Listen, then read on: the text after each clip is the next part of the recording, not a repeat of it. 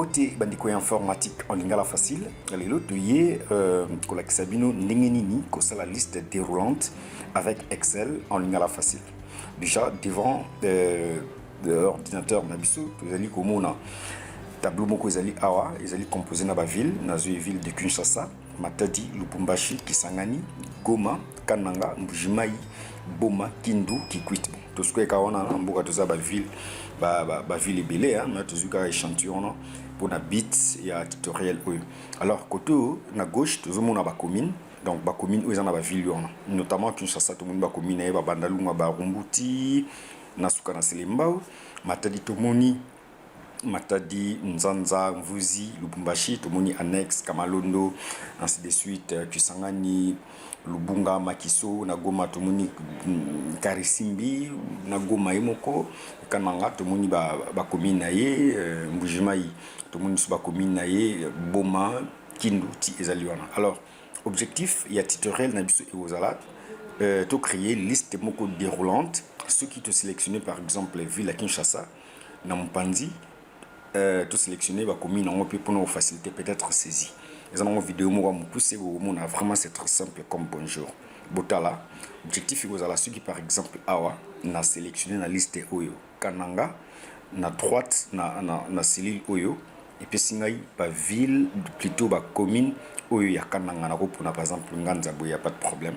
Ceux qui par exemple na ko sélectionner awa Kikwit ceux qui na une liste oyo automatiquement et puis singai ba commune ya Kikwit.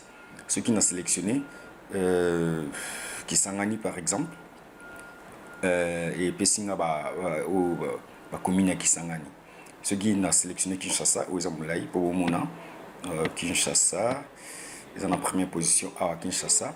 Ceux qui n'a sélectionné awa bomona nyonso bimi Bandalungwa Barumbu Bumbu Gombe Kalam Kasavubuti bakobine tuezana. Donc objectif il y a vidéo na biso ya mokola lelo ya ngoana. Alors vous allez vous poser la question qui suis-je? Je suis coach master Mayuku, dans un expert na gamme Office et Adobe, dans un maintenancier, infographiste et puis web designer. Na et dans entreprise na particulier pour nos sala, site internet pour nous créer ba outils de gestion et puis comme maintenir ba parc informatique na bango.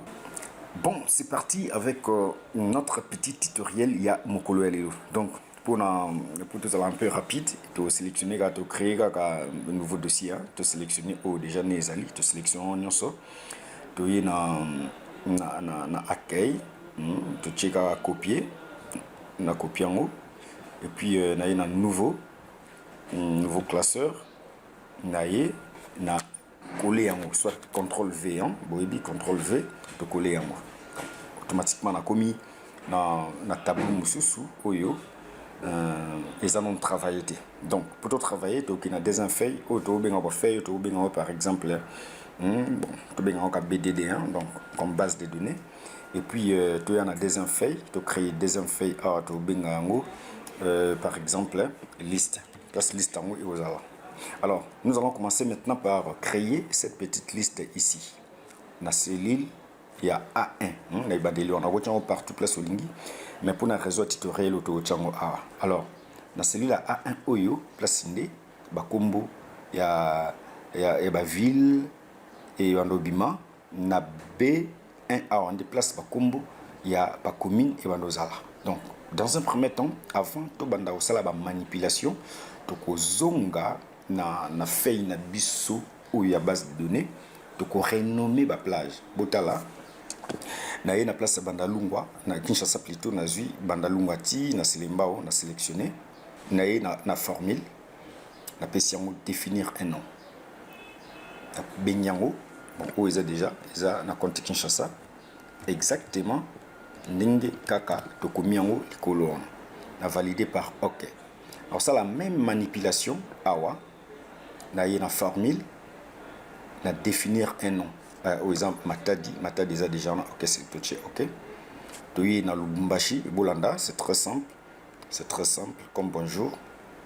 Tu es que définir en haut, tu bien en haut Lubumbashi. On a une saison à compte Lubumbashi, ça la ndingi ka combat qui donc changer l'écriture T. Tu es awa to sélectionner formule to commis qui sangani. Je crois déjà beaucoup de messages déjà ont créé tu es à Goma et bazaka mibale to sélectionner oyo tu na formule rapidement tu es Goma bon Goma za jauna OK c'est bon tu es à Kananga to sélectionner tu es na formule bon il faut ça lango pour tutoriel lango simple donc Kananga Kananga na tu OK et à Mbujimai na sélectionner Mouya Mbujimai na formule na définir na tche mbuji mai na ocha traité na ocha underscore obino bengaka o bat benga mingi trait de 8 benga underscore na terme informatique tu underscore donc trait de 8 c'est on OK tu es awa na boma tu sélectionner pe boma tu es na formule tu pesi yango combo boma awa lingi la manque à la minute tu es awa na kindu tu es na formule de définir un nom de bengango kindu OK tu es enfin comme na qui te sélectionner va communia qui quitte sélectionner va communia qui quitte de définir puis te bengango qui quitte to comment botalande to commis alors plage à ce que tu vas sélectionner les listes place ba kumbo yango ezali de Kinshasa tina qui quitte peut tu sélectionner Kinshasa qui quitte tu es na formule tu peux sur kumbo yango za ba ville na komika par exemple ville tu as pluriel parce que ça va ville belé na tché OK alors première phase ici déjà tu outil ko renommer la plage na biso et puis tous les cas on a fait une liste tout ça la menu la liste on a déroulante en cascade pour mona exactement tout le monde qui na présentation il y a vidéo donc on va pas citer ce que tu as on a A1 qu'est-ce que nous allons faire tu as ce qu'on a menu données la donnée de sélectionner moni haute menu données dans un groupe belé dans un groupe à récupérer transformer connexion trier et filtrer tout na outil des données de sélectionner awa validation des données. C'est de cliquer validation des données, na autorisé, tu peux pour na liste. Tu prenez liste. Alors liste nini ou tout ça pour ça en première position les alliés y a ba ville na tchega égal ville na tchana boy ou on a bien plutôt égal ville. OK na tchego OK moni automatiquement si on a cliqué déjà monite Matadi Lubumbashi Kinshasa la ville ne se bimia très facilement alors maintenant awa pour ba commune où ils associés na ba ville wana ebima donc il est toujours ka na données tu na données tu ka na outil des données kaka na eloko moko wana tu finis qu'on a validation des données alors na autorisé tu ça la liste tu ça la liste et puis na place to ça ce qu'on dit awa to chaba Kinshasa to chaba bakananga te mais to côté sa formule moko muke to cha égal 1 indirect to formule parenthèse tu peux cliquer na cellule A1 na kangi parenthèse na validé par OK. Après c'est un message moko muke la source est reconnue comme erronée. Voulez-vous continuer? Là-dessus oui, continuer. Et c'est alors maintenant qu'est-ce que vous avez remarqué? Si on a cliqué et le logo s'alimenté. Mais ceux qui par exemple n'ont cliqué na Goma na Escobo na Poni automatiquement mon dévi la bombe ya Goma et bimi. Ce qui n'a par exemple na sélectionné Kananga n'ont cliqué mon ba villa Kananga et bimi Katoka Kananga Lukonga Ndesha Nganza.